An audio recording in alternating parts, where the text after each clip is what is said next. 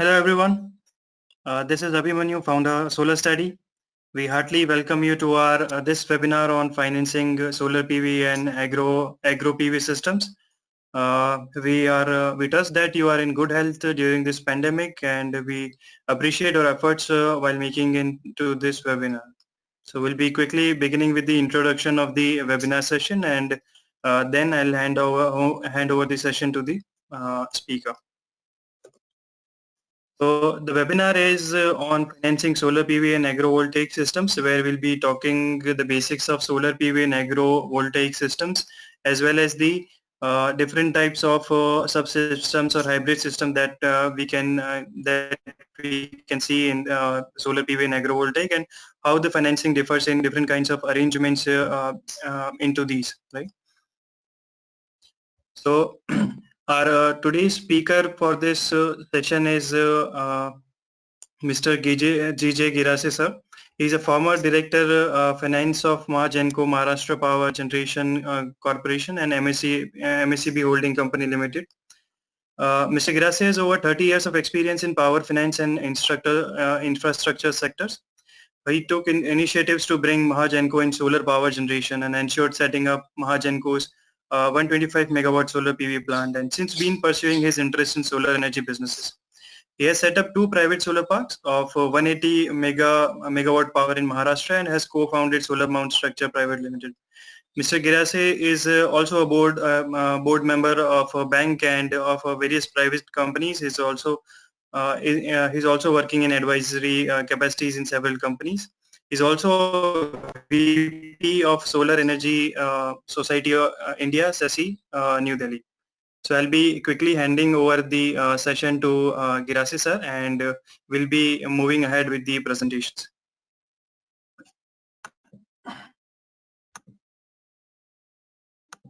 With me? Am I audible? Yes, sir, you're perfectly audible. You can start with the Hello? session. Okay, thank you. Thank you, Abhimanyu, and good morning. Really happy to speak to you and share some of my experiences and learning so far in the so the agenda as laid out. Uh, we'll be covering all this within this 45 minutes, and we'll be talking more about agrovoltaic and what challenges I am facing these days in arranging the finance for this, and also financing of solar projects, rooftop, ground mounted, and all types of what challenges they are facing in this exceptional COVID-19 situation. So we'll be discussing all that. I'll be very happy taking all your questions and would request Abhimanyu to speak out those or read those questions for me so that I can try to clarify and give justice to all the queries that may be raised by the participants. So that generally is the scheme proposed. We'll try to stick to these timelines, and if some topic is found to be of more interest or interesting one, then we might dwell upon that topic a bit longer. So why buy solar? I mean, the most appropriate answer is, can you go to the why buy solar? Next slide, please. Hello, Abhimanyu. Yeah. Yes. So if one asks why buy solar, the most appropriate answer could be, when you buy solar, you buy 25 years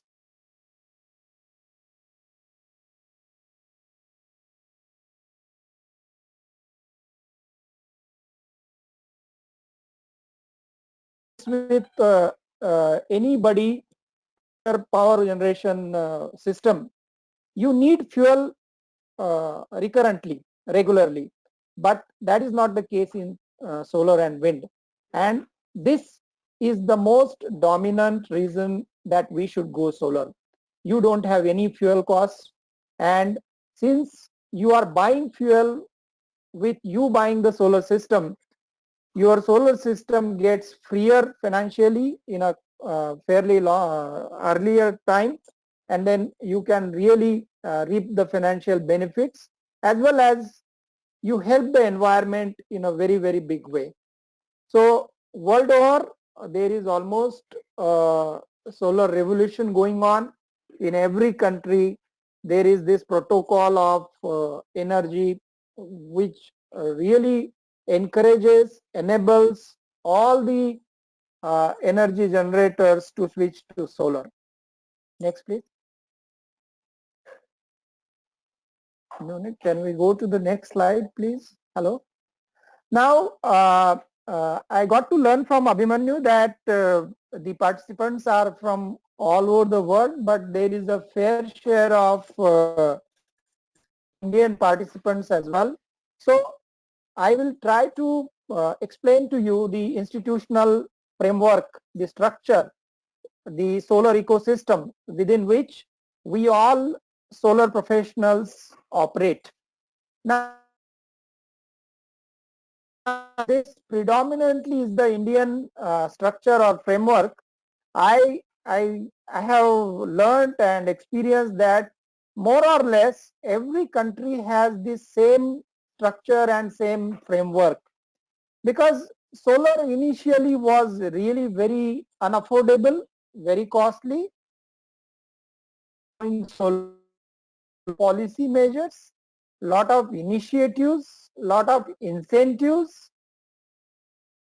Those incentives, initiatives, the solar is really enabled, and due to all those policy measures and initiatives, solar is where it is today. We have seen the first megawatt in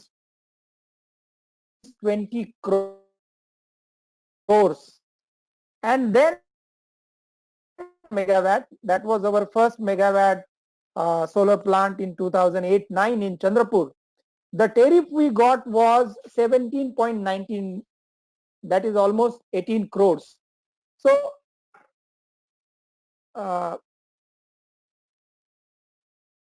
is it that the webcam is hello? Sir, you Abhimanyu? the internet issues were there, so I stopped the webcam. Your audio is still visible? Okay, right. So let us now look at the institutional framework. Now, at the center of the solar sector, and whatever is true about India, about this institutional structure, is true world over. Now, since they are at the center of the solar sector, let us go to the policy and governing institutions. We have the apex body, that is Ministry of New and Renewable Energy, the central government department, which frames the policies and provides all enablers so that the solar as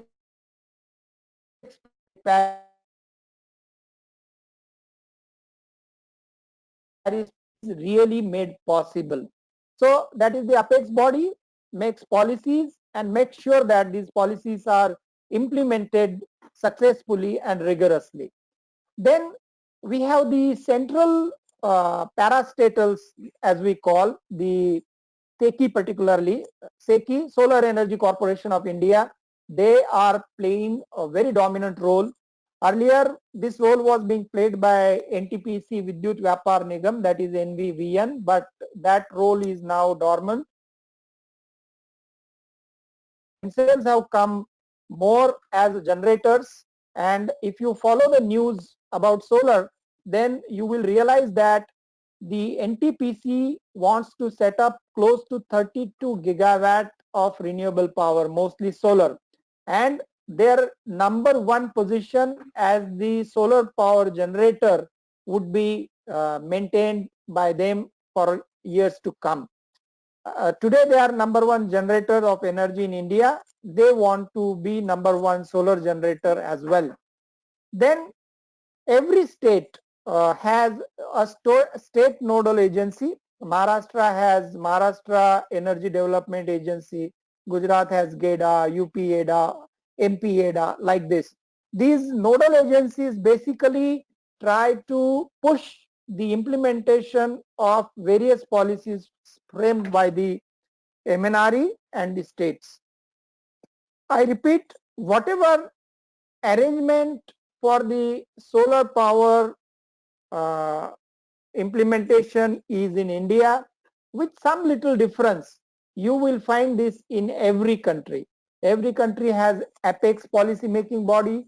Every country has the institution which really pushes the agenda of the policy makers. And there is at the every state level, province level, you have the coordinating agencies in the form of state nodal agencies or provincial nodal agencies. Then to top and to really facilitate the solar growth and make solar really possible, commercially sustainable, we have regulators. Every country has now the electricity regulators, and electricity regulators in India have played really big role in bringing solar where it is today. So they initially issued all these sumoto orders, which made it compulsory for the discoms to buy the solar power, whether it was costly, whether it was 18 rupees or 12 rupees or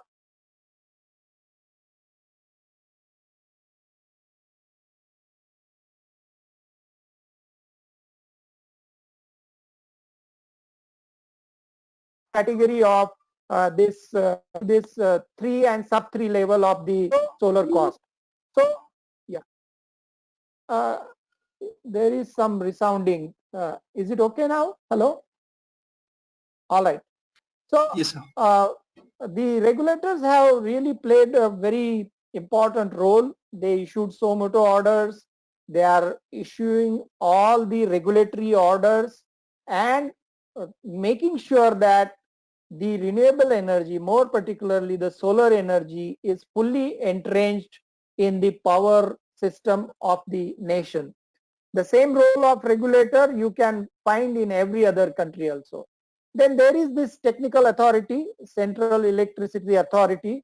They are very important organization because where the solar or energy sector should be in the next 5 years, 10 years, 20, 50 years, they try to visualize and advise the government and the highest policy making bodies to really lay out the path. For example, our Central Electricity Authority in India, they have these surveys every 5 years, and now they have made a roadmap up to 2030. As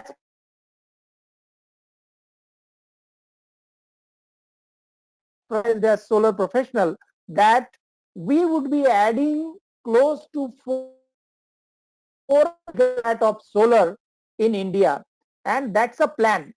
So this advice as to how this solar would be facilitating the grid stability, how the solar would be facilitating cheaper power to agriculture, industries and residential, all this has been thought through and planned for by this technical authority.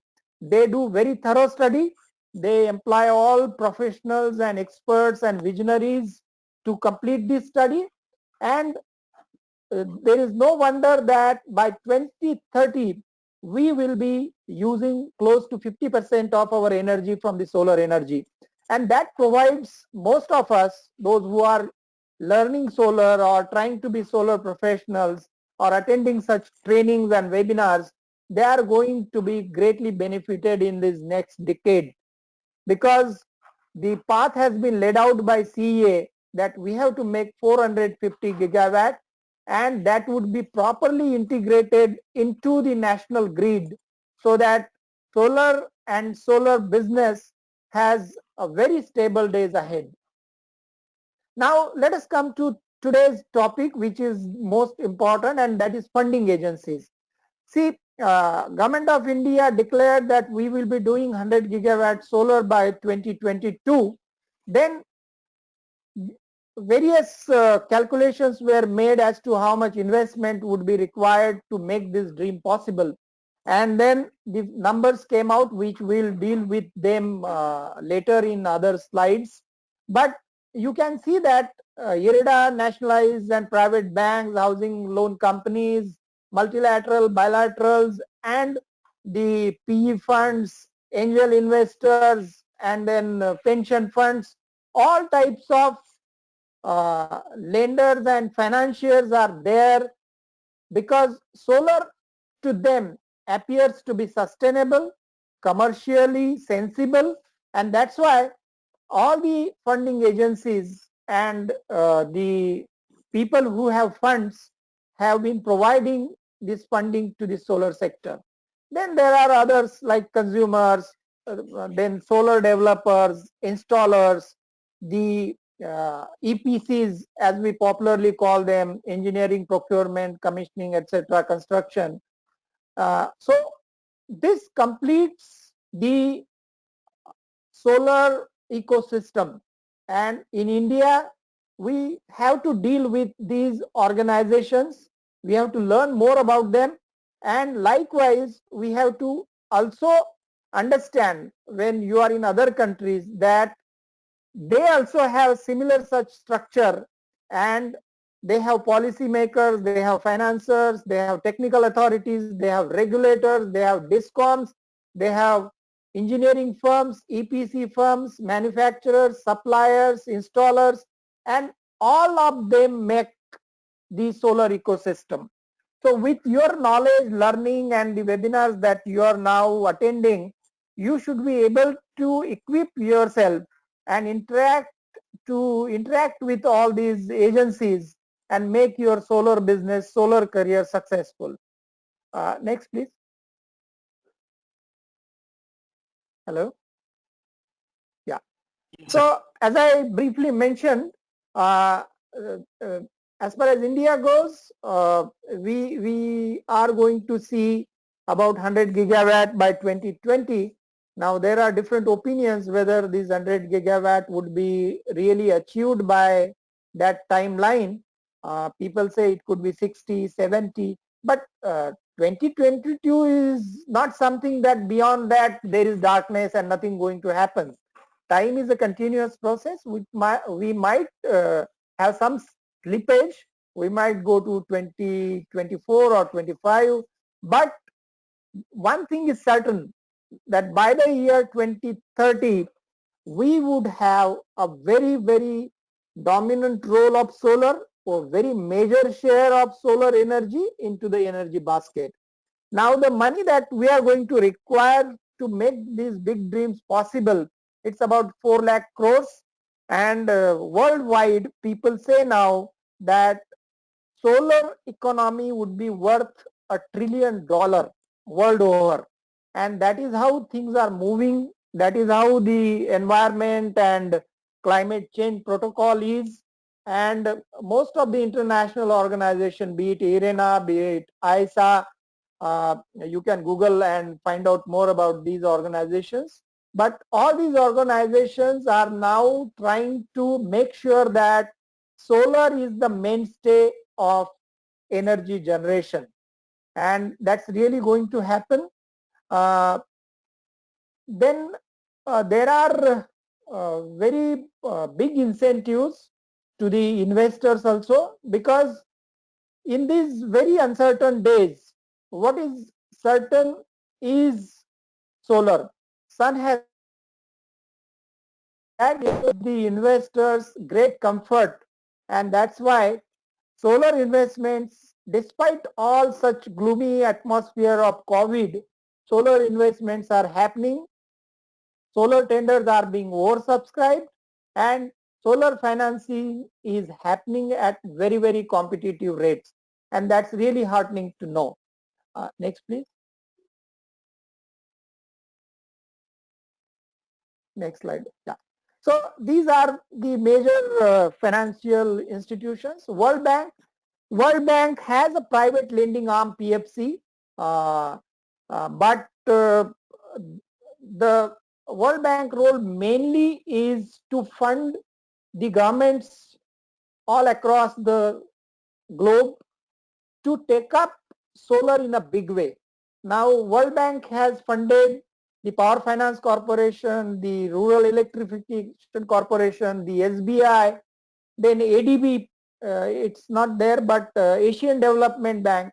So World Bank and Asian Development Bank, then there is African Development Bank, and there is BRICS and all other international financing agencies. They are called as multilaterals. So they provide funding to the nations, to the states, and they make sure that with that funding at the cheapest possible rates, the solar program happens in that country. They identify good lending institutions, as I have mentioned, PFC, REC, SBI, Punjab National Bank and other nationalized banks, and they do their funding through these institutions. Then we have other various banks, nationalized banks, private banks. Yes Bank, for example, had a great exposure in solar as well.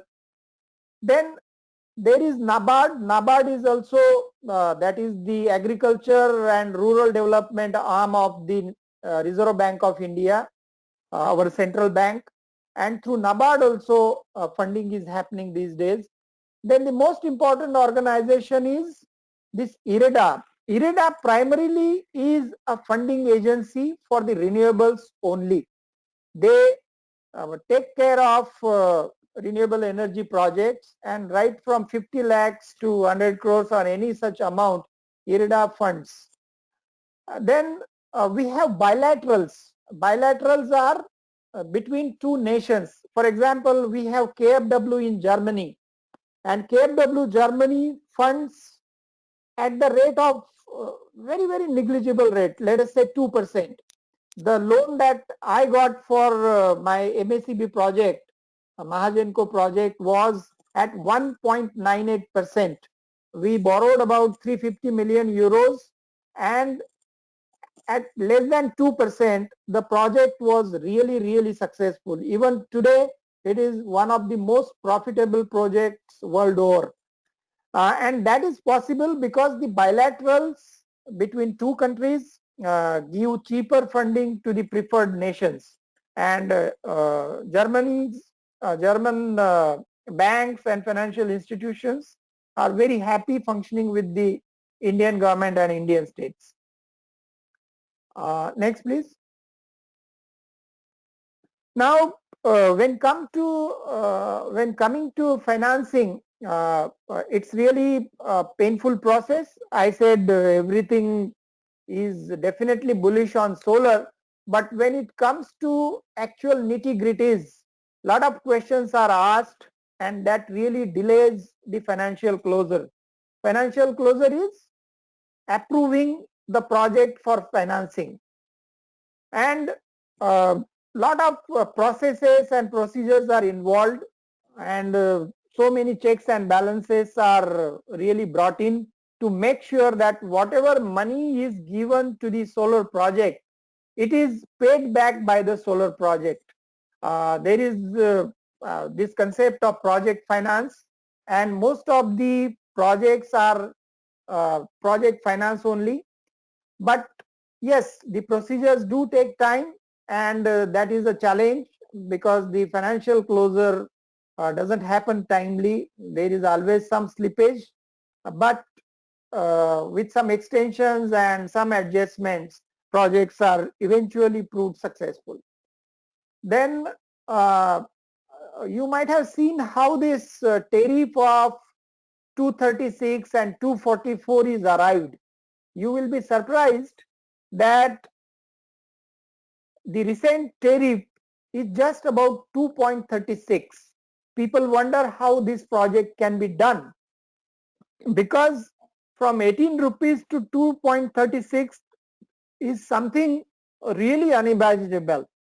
But why this happened? How this happened? It's the magic of this reverse competitive bidding. I mean, despite you being found lowest, you have to again go through that auction process, and then bidders really become aggressive and give the most competitive tariff.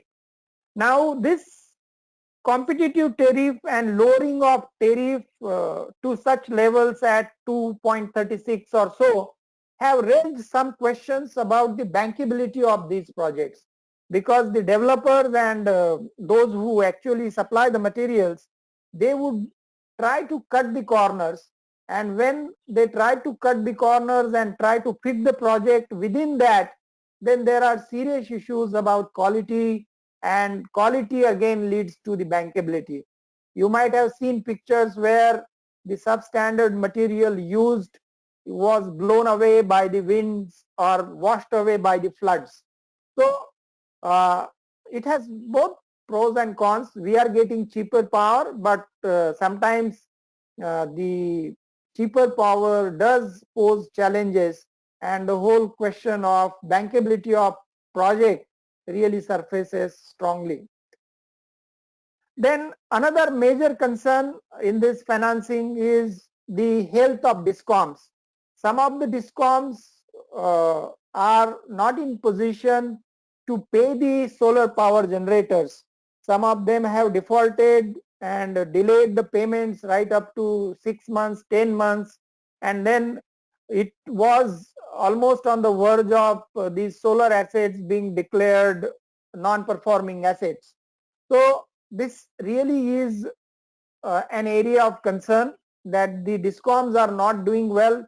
There are various reasons for that. Then one more challenge in financing is some of the DISCOMs rather renegotiated the power purchase agreements, and due to the renegotiation, the confidence of financiers was shaken, and they were not in position to fund such projects. Then another challenge is the land acquisition and change of location. If it is a ground mounted system, then we have a big problem acquiring the contiguous land. I can share my own example. We wanted to do this 10 megawatt solar, and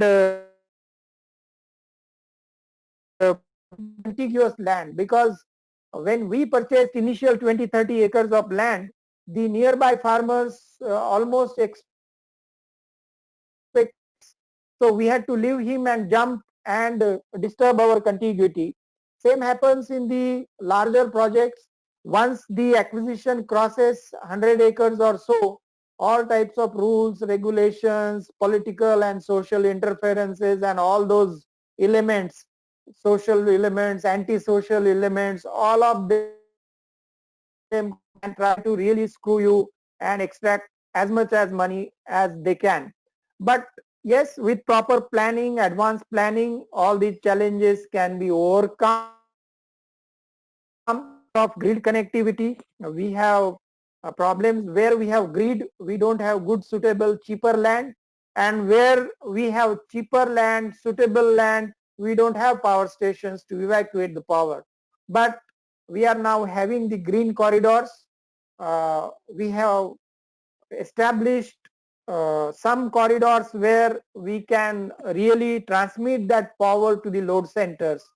So that is of India, MNRE, Power Ministry, they all are working hand in glove and trying to make this solar dream possible.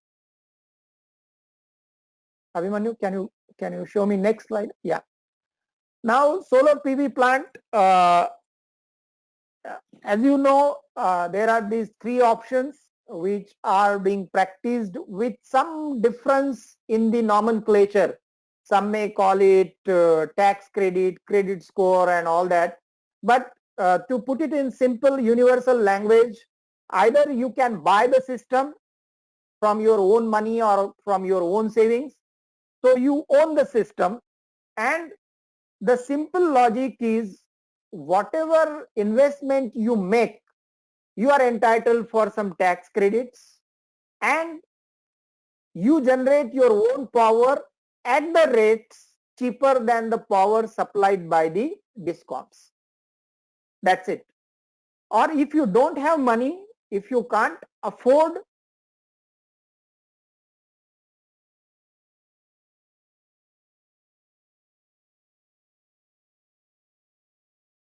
as a top-up loan or something like that.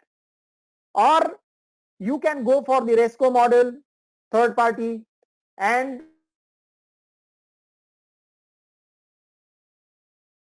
solar loans available. Are all available. Right? Hello? Hello? Is It it is okay? audible. Yeah, Okay. due to network distortion in between, it's getting repeated. Okay, okay, okay. All right. So next, please.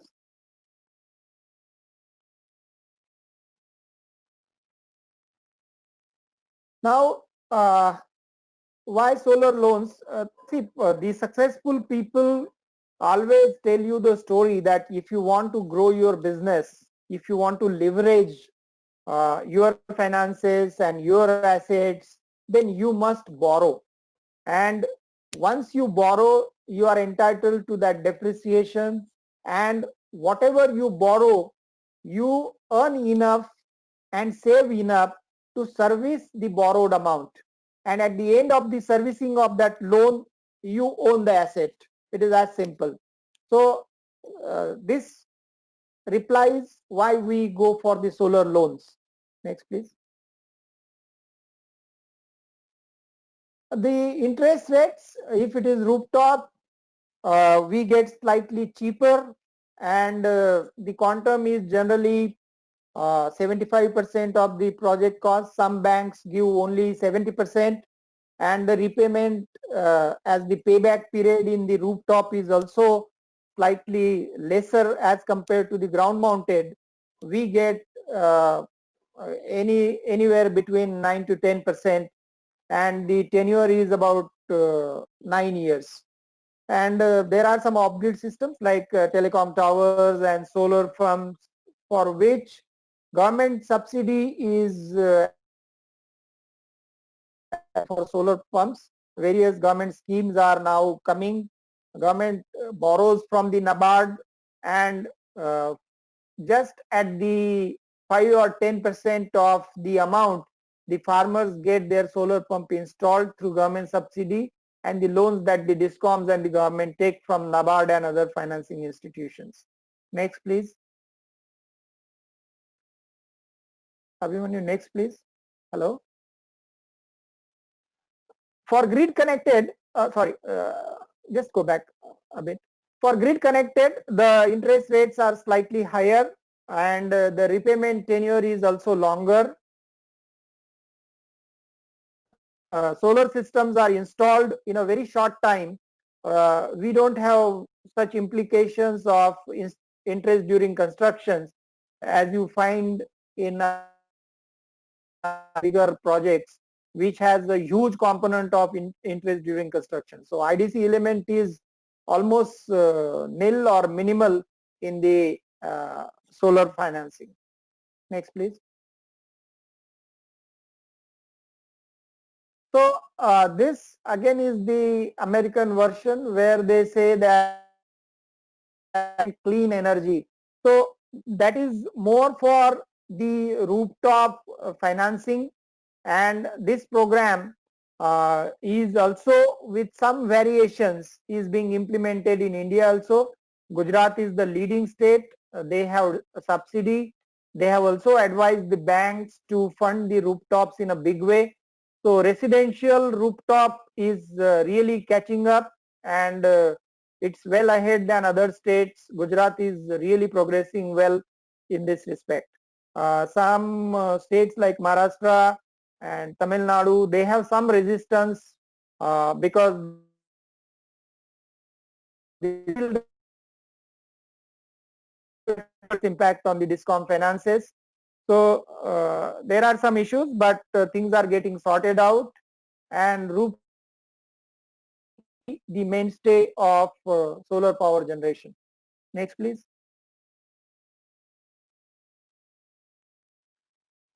So these considerations why we should go solar. The bottom line is solar is profitable in the short as well as long term.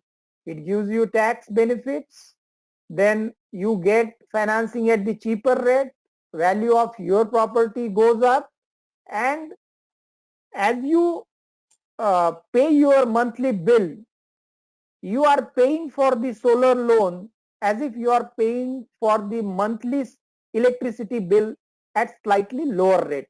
That is the sum and substance of going for solar and going for solar loans. Next, please. Then this leasing is also very common in US, but not so much in India. RESCO model, some of the big companies, they have come in this solar model, OPEX also, that is called M plus, CleanMax. There are some really big companies who and they just want to make sure that you pay for the electricity at slightly lower rate. That's it. And that model is also very successful in India. Next, please.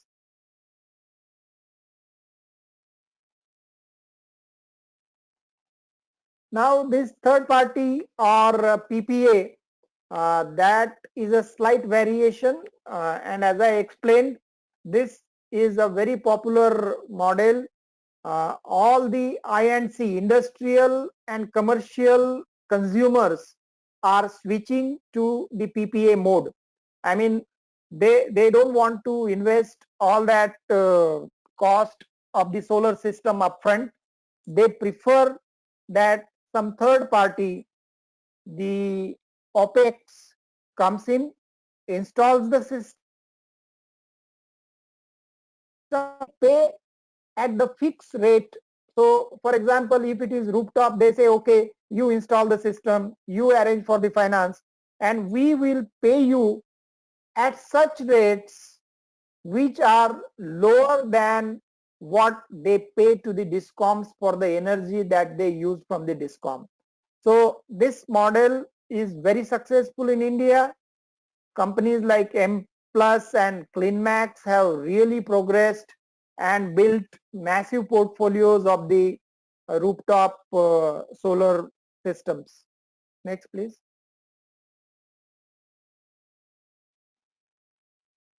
Now let us come to our favorite and rather the most topical topic, solar agrovoltaics. Now see, we talk about hundreds of gigawatts. India is talking about 450 gigawatts by 2030. China is talking about 1000 gigawatts or even more. US, Germany, or for that matter, all European countries, they are also talking big numbers. Africa is also catching up. Other Asian countries are also catching up. And then when such massive solar systems or solar energy production is going to happen, where is the land? So today what we are now likely to face is a tussle between power and food. Now more and more solar companies are acquiring land, and when they find that the more suitable land is the agriculture land, they don't mind paying slightly higher premium to the landowner, and they are buying these lands.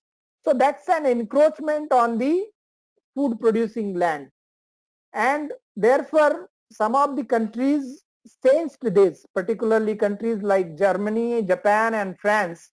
They really smelt it earlier and they said, no, this cannot happen. Solar cannot encroach upon the land which is really meant for food production. So we have to find a via media, and that's how this agrovoltaic systems concept came in. It's not very new concept. It started way back in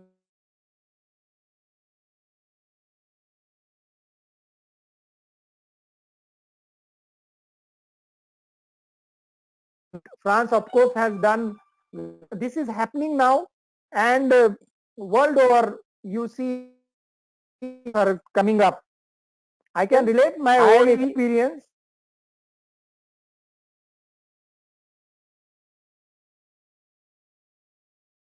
The next one was 80 megawatt. And hello? Yeah. Yeah, you can continue, sir. Yeah. Hello, Abhimanyu? Yeah, please. So when we constructed those two major solar parks, I was really sad after completing both the projects, because the land that we purchased, 40-50% of the land was really bajra and even wheat and other crops were being taken on that land. But when we installed solar, all that agriculture and all those agriculture, and that's why after completing that second project, I thought no more big projects and no more encroachment on the agriculture land. And that's how we now conceived our megawatt solar agrovoltaic project. It has a lot of challenges. We'll discuss briefly about those challenges. I have been working on that project for last 3 years. There are financing challenges, there are safety challenges, there are design challenges, and the regulatory and other approvals, all sorts of challenges. But slowly we are resolving all those problems and trying to make really a successful agrovoltaic system. Now, even in our own country, there already are models. There is one project of the Jain irrigation at Jalgaon. Then there is a good project at Jodhpur, that is Kazri project. Then there are 3-4 projects in Gujarat also. But all these projects are sort of experimental projects. And these experimental projects are not yet proven that these things can be commercially successful as well. There are challenges, and when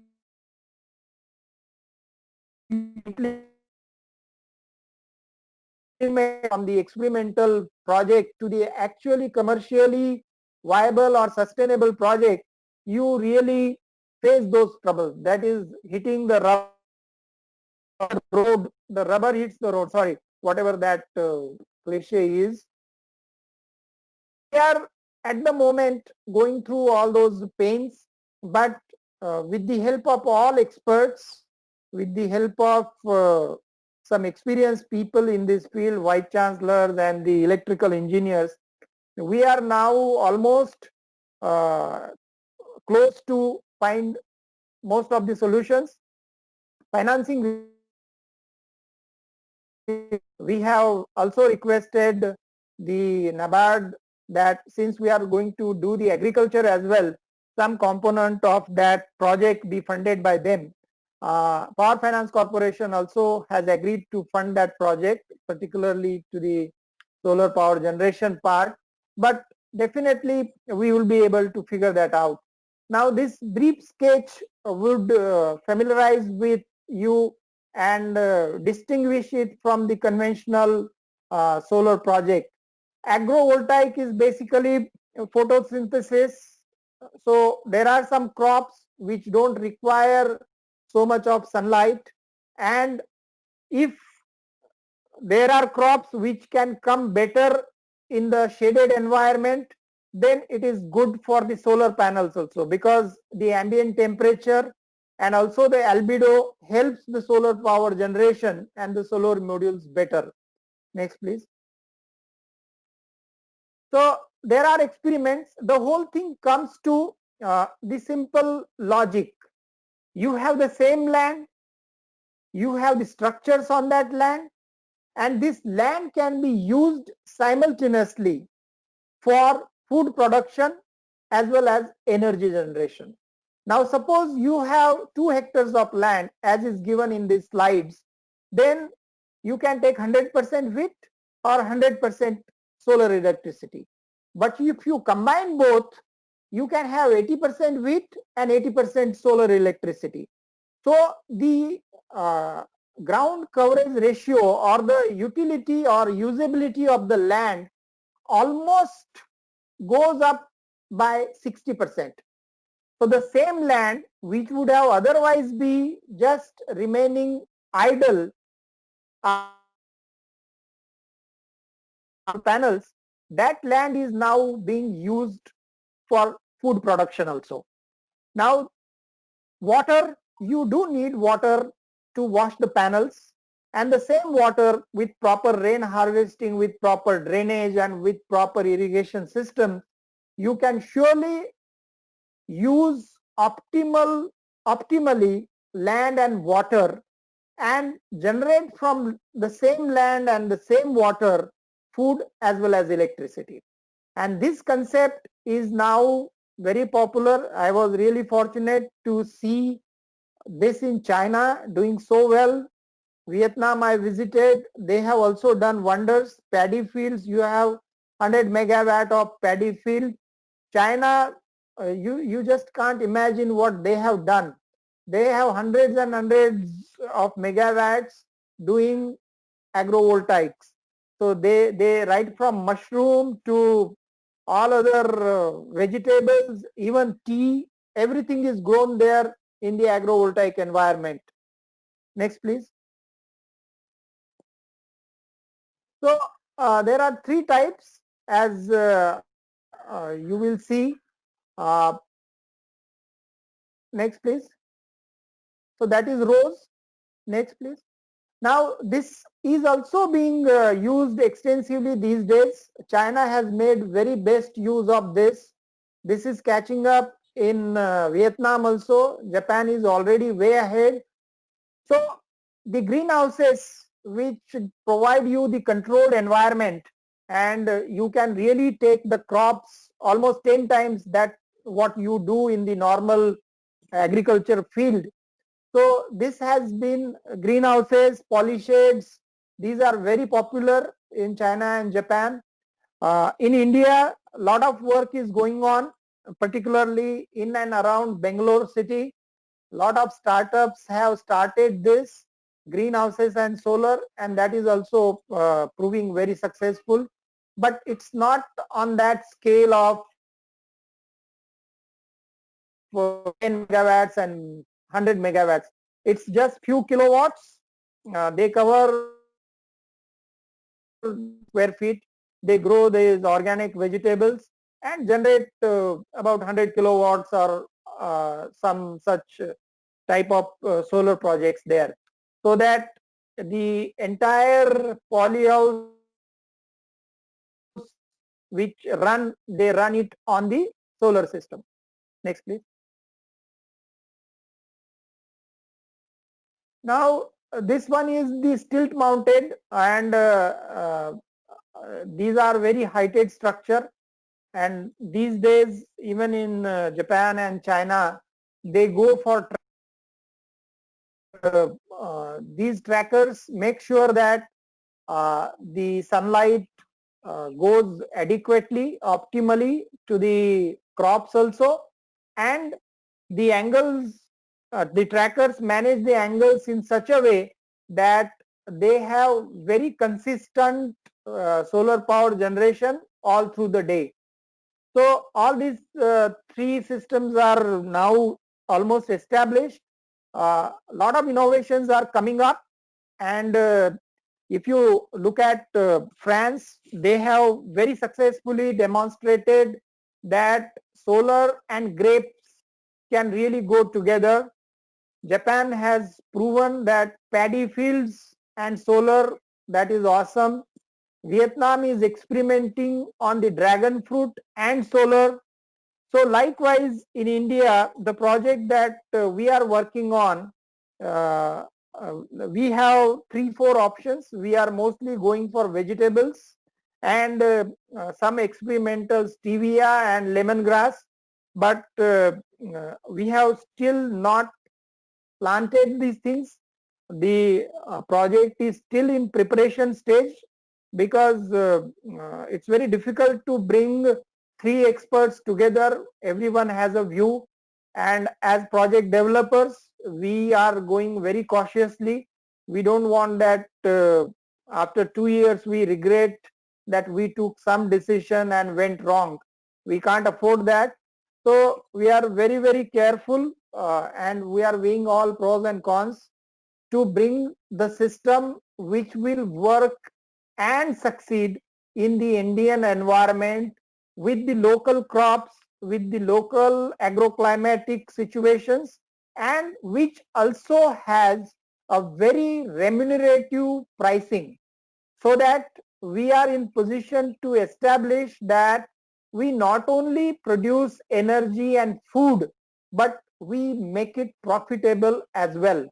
And with that, we should be in position to bring this demonstration project as the most replicable and successful one. Next, please.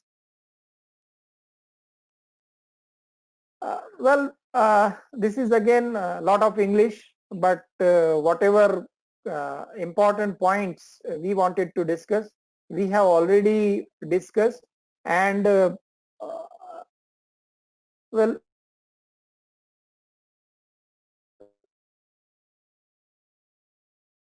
difference between the conventional solar and agro photovoltaic system, and the incentives in terms of taxes, because if you do the agriculture, definitely you will be entitled for some benefits in income tax, but regulations are not very clear on that front.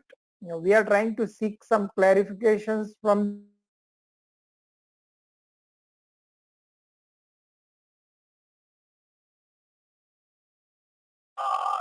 lending institutions give. Hello? Yes, sir. Is it okay now? Yes, sir. Yeah, okay. So now we got the investors also, and these investors are funding this project. They have made this content. Now, as regards the cost, to actually divide the system that you want to have maximum agricultural people as well as maximum solar power, then you need to have system like higher than physical state granular university. And the technology also, we are supporting the possibility of having vibration. Vibration for the people because that means vegetation that we have below, that has like better and below than the other things. So the stronger and lighter structure, better irrigation company would be used to wash the panel as well as use water to the ground, and vibration volume are going to be the mainstay of the solar power generation in next 2 years.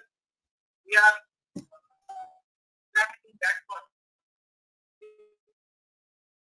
So we will have very stronger structure, lot of safety measures for agricultural operations down below the module. They are not affected or they are not injured in the process. So we are making sure that the smaller tractors and other agricultural instruments are also able to move smoothly below the module. So the additional cost, we have from 3-4 scenarios, from 3% additional cost to 10% additional cost. So with this 10% additional cost, we just tried one scenario that whether we would be able to recover the additional 10% cost implication and servicing of that 10% additional cost. Then we found very, very encouraging response that yes, whatever is the agricultural produce, that is going to offset the cost of the additional cost, the incremental cost for the project. And the more we economize on the input cost, let us say if we are able to really make sure that even with 3% additional cost, we can do the system, then we would possibly have almost 6 to 7% of the overall gain in the system. But all this is honestly speaking under study, scrutiny, and one thing is sure, the Power Finance Corporation is going to fund only 70%. As per their normative number, they say you do whatever you like, agrovoltaic or no voltaic. We are interested because we want our money back. You have power purchase agreement, and you should be able to repay us every single penny that we are lending you. And that insurance comes from the sale of power. And agriculture is our own experimentation, and we are working with the farmers, with the company. We are working with one agriculture university. We are taking advice of Treasury, and with all those things, we are trying to make sure that this agrivoltaic also runs very successfully and is able to repay the loan of Power Finance Corporation, as well as we get a good crop from that 50-60 acres of land. The main benefit is going to be the 50-acre land, which really gives employment to 5 to 10 people if we have plain vanilla solar. But if we do agrovoltaic, we would be providing employment to 50 plus people. And the amount of food generation, vegetable, medicinal plant output and everything is really going to be very, very helpful.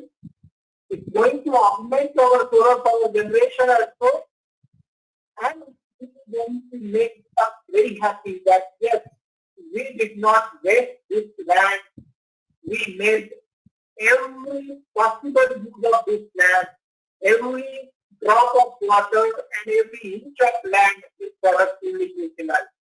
And this project, when completed successfully, would be serving as a model for not many such projects which are in the pipeline all across the country and all across the place. I think I have exceeded by 1 minute. I must stop here, and I'll be happy if time allows and the organizer allows. We can take some questions, and you can shoot these questions in email. I will be taking time to answer all these questions. Okay, so that will be great. We are running short of the time. We'll be taking all of the questions on our email ID. I'll be pinging you the email ID where you can send all of your questions from this session. We'll be more than happy to answer them via this. Just a sec.